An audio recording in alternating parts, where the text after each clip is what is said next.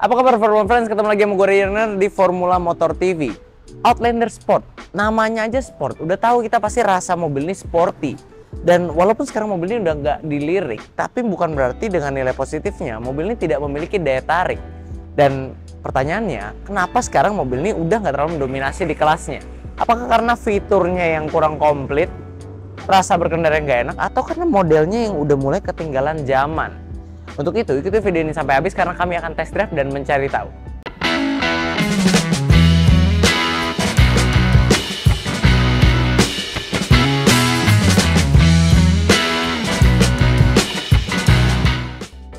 Oke, sebelum kita test drive, kita overview sedikit ya. Ini adalah SUV kompak dari Mitsubishi dan dia DNA-nya kalian bisa lihat sendiri kalau Mitsubishi itu punya mobil tangguh dan sporty tampilannya. Kita lihat lekukan di kap mesinnya ini 1, 2, itu lagi. Karena itu membuat mobil ini terkesan berotot gitu ya, keker. Nah, yang gue paling suka di sini adalah memang tampilan depannya ini yang bener-bener mirip Lancer. Mulai dari head unitnya sampai bentuk grillnya ini ciri khas banget gitu loh. Dan mungkin ini langkah pintar Mitsubishi juga supaya bikin mobil ini laris, dan memang terbukti laris ketika mobil ini pertama kali muncul tahun 2012.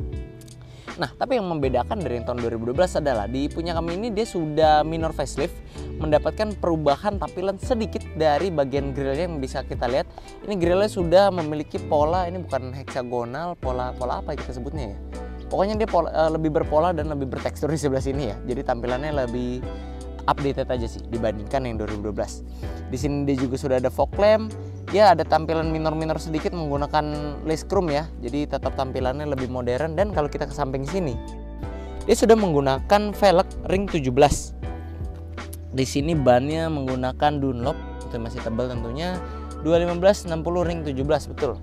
Nah, dari samping sini nggak ada yang menarik, kecuali dia sudah mendapatkan roof rail yang memang asli dan bisa dipakai, nggak kayak di mobil-mobil zaman sekarang. Contohnya apa ya? Kita nggak usah sebut lah. Contohnya ada tuh yang tulisannya do not apply weight. Nah, itu cuma roof rail doang, tapi nggak bisa dipakai. Kalau ini beneran bisa dipakai, kalian tinggal tambah roof rack dan roof box, kalian siap jalan luar kota. Dari belakang sebenarnya tidak ada yang spesial dari mobil ini. Tampilannya masih senada dengan bagian depan, tangguh dan seperti kekar. Ada defogger sebelah sini, third stop lamp sebelah sini, dan emblem Mitsubishi dan Outlander Sport sebelah sana. Dan ini PX tanda tipe tertingginya. Nah, kalau kita buka, ini salah satu keunggulan mobil ini juga, dia memiliki bagasi yang cukup luas ya. Walaupun dia tidak bisa dilipat rata lantai seperti HR-V. Oh enggak, ini ternyata cukup rata lantai, cuman agak turun aja. Ya nggak rata sih, agak turun juga. Tapi ya ini kapasitasnya cukup besar. Di balik sini ada ban serepnya dan masih aman semua.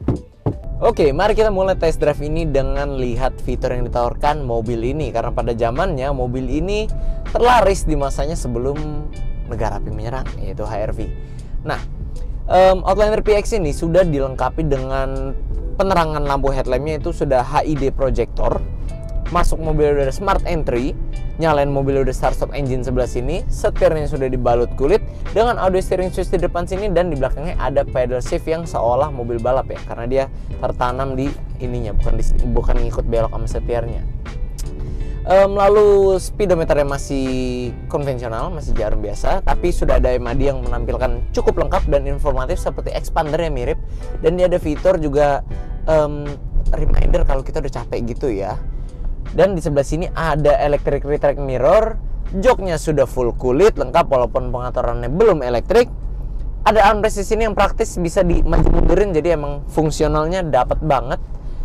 Head unit sudah touchscreen merek GVC, dia pengaturan unik karena pengaturan volumenya dia nggak ada tombol fisik, tapi tetap enak karena dia dengan pintar kita bisa muterin gini aja tuh. Nah, cuman muterin video, muterin begini aja itu bisa ngatur volumenya mau besar atau kecil, dan itu praktis ya.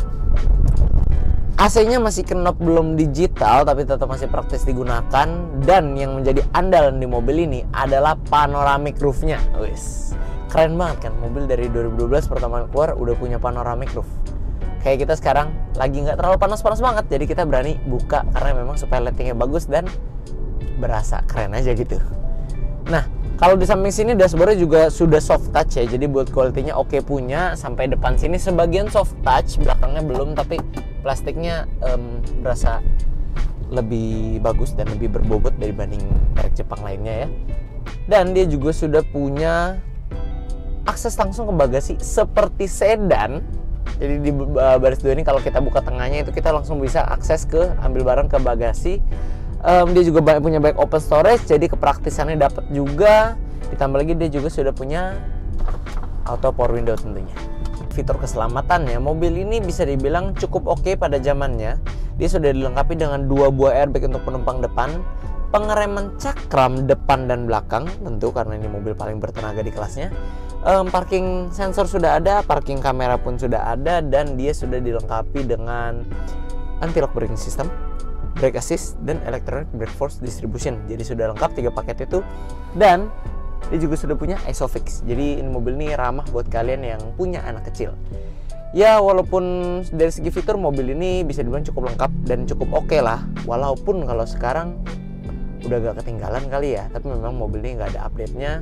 Ya tapi dengan harganya mobil ini masih oke banget sih kalau dapat kelengkapan fitur yang selengkap ini. Nah lanjut kita bahas posisi berkendara. Tadi fitur itu sesuatu yang cukup menyenangkan untuk kita bahas ya. Tapi sebenarnya spesialnya mobil ini kalau untuk kalangan yang orang hobi berkendara itu ada di posisi berkendaranya. Karena ketika kita masuk mobil ini, tinggal saya masuk dulu dari luar aja kalian udah tahu harusnya yang tahu Mitsubishi. Dari luar mukanya Outlander Sport ini mirip banget sama Evo, sama Lancer. Mirip banget. Ketika masuk, dashboardnya juga mirip. Ketika kita duduk, ini yang kita sulit percaya. Karena kalau tampilan memang bisa dibuat mirip, tapi rasa itu susah. Apalagi Lancer itu sedan, kalau Outlander itu SUV. Tapi pas kita duduk ini, gila. Bener-bener apa ya? Nggak mirip banget, tapi berasa gitu. Masih ada rasa-rasa Lancernya gitu loh. Dari posisi duduknya, ergonomisnya, joknya juga semi bucket seat ini ya bentuknya ya. Jadi ini posisi berkendara yang sangat menyenangkan untuk kita duduk lama-lama. Jadi nggak membosankan. Ditambah lagi nih pengaturannya sudah lengkap ya.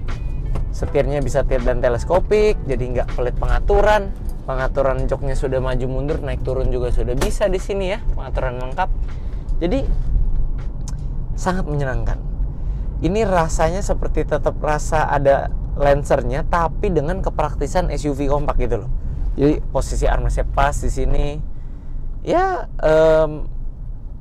kita mesti coba nanti sih handlingnya dan suspensinya. Tapi untuk posisi berkendara sendiri, menurut kami ini nggak kalah asik dibandingkan rival-rival di kelasnya. Walaupun ini mobil udah keluar dari tahun 2012 dan nggak ada update sama sekali ya, nggak ada all new-nya ya. All new sekarang X-Force. Tapi dia nggak kalah posisi duduknya dengan HR-V ataupun mobil-mobil lain di kelasnya seperti CX-3 juga nggak kalah karena ini kayak original gitu, OG. Belum ada CX-3, belum ada HR-V, ini udah ada duluan dan dia mengambil DNA Lancer. Sekarang kita coba suspensinya. Nah, kita coba dipelan dulu deh. Kita di kecepatan 40. Agak keras ya. Kita naikin. Kita hajar. Kecepatan 60. Oke, berasa hilang. Berarti kalau kita kencengin lagi makin berasa hilang. Mau 80 kita. Hilang.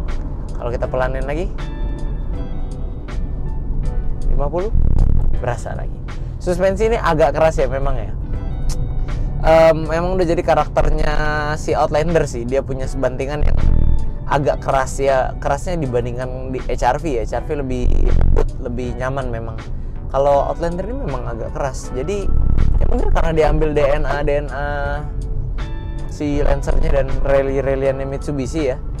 Udah jadi karakternya agak keras ya, dibilang ternyaman ya enggak, tapi ini harusnya memberikan handlingnya nanti asik ya, dan lebih asik dari HR-V seharusnya. Tapi kami udah lama banget terakhir kami coba bandingkan dua mobil ini, jadi supaya kita ingat-ingat lagi, kita langsung coba aja lah.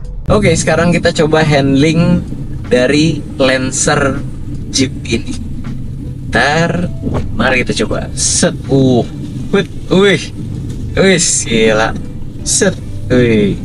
Pengendalian tajam ya. Ini kalau kalian pernah dengar siapa brand ambassador Mitsubishi bilang expander tuh ada rasa-rasa Lancernya.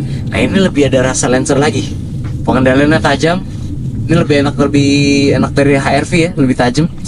Dan yang jelas menghasilkan rasa berkendara yang lebih fun to drive dibandingkan HR-V. Kalau HR-V memang kita sering bilang ya pas kita test drive juga ya, HR-V itu lebih comfort oriented, dia lebih ke arah nyaman berkendara dalam kota ya, untuk orang-orang cari mobil SUV kompak praktis, banyak fitur, enak dilihat, cantik, elegan dan nyaman gitu bandingannya ya. Tapi kalau bicara asiknya, rasa berkendara fun to drive-nya, HR-V itu dia nggak lebih baik dari mobil ini dan contoh CX-3 gitu yang dengan Jin Baitai-nya. Kalau Mazda CX-3 punya Jin Baitai, kalau si Outlander ini ngambil DNA dari pendahulunya yaitu si Lancer, dan memang masih berasa banget di sini. Gak heran kalau mobil ini bisa mengingatkan kalian rasa berkendara itu kayak bawa Lancer kalau kalian pernah bawa Lancer ya.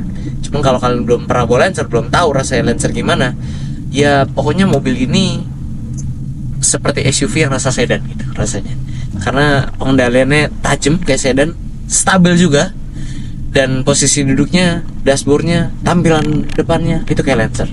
Jadi nggak salah kalau dibilang mobil ini SUV yang rasanya atau terlihatnya seperti sedan, khususnya si Lancer itu. Outlander dibekali mesin berkode 4B11 Mivec 2000cc, 4 silinder segaris, 16 katup, yang mampu mengeluarkan tenaga sebesar 147 HP pada putaran 6000 rpm dan torsi maksimal hingga 197 Nm pada putaran 4200 rpm. Tenaga ini disalurkan ke penggerak roda depan melalui transmisi CVT 7 percepatan. Kesimpulannya, Outlander ini memiliki output tenaga yang paling besar di antara rival-rivalnya. Namun, untuk konsumsi bahan bakar, dia masih kalah tipis dibanding HR-V yang menggunakan mesin 1500cc. Untuk konsumsi bahan bakar Outlander, setelah kami berkeliling sejauh 15 km dan menempuh rute dalam kota, kami mendapatkan angka bahan bakar 13 km per liter. Setelah kami mencoba mobil ini, kami dapat menyimpulkan bahwa mobil ini memang sangat berkarakter. Gak heran kalau masih banyak orang yang mau mencari SUV kompak yang udah nggak diupdate-update sejak lama ini. Mulai dari fitur yang masih komplit, modelnya yang sporty, dan rasa berkendara yang mirip dengan saudaranya yaitu Lancer, membuat mobil ini memang memiliki pengalaman berkendara yang masih memiliki ciri khas banget dan memang banyak dicari. Dan buat kalian ini memang kami rekomendasikan sebagai salah satu pilihan alternatif buat SUV kompak yang masih asik tapi udah memiliki harga yang terjangkau. Oke, buat teman-teman yang pengen tahu detail mobilnya lebih lanjut, kalian bisa hubungi Instagram resmi kami di @formula_motor dan juga kontak TikTok kami di akun TikTok pressis kami yaitu @stockformulamotor. Dan buat teman-teman yang lain yang pengen cek mobil second berkualitas lainnya, kalian bisa kunjungi website kami di www.mobstripas.com dan juga di TikTok kami di @formula_motor. Oke friends, sekian dulu untuk video hari ini. Kami tentu masih punya banyak konten menarik dan edukatif lainnya yang akan kami sajikan di channel YouTube kami yaitu Formula Motor TV. Jadi jangan lupa like video ini bila kalian menyukainya, dukung kami dengan cara subscribe channel kami, dan jangan lupa bunyikan lonceng notifikasi agar kalian tidak ketinggalan update dari kami. Pada akhirnya gue Rainer pamit undur diri dulu, sampai ketemu di video selanjutnya.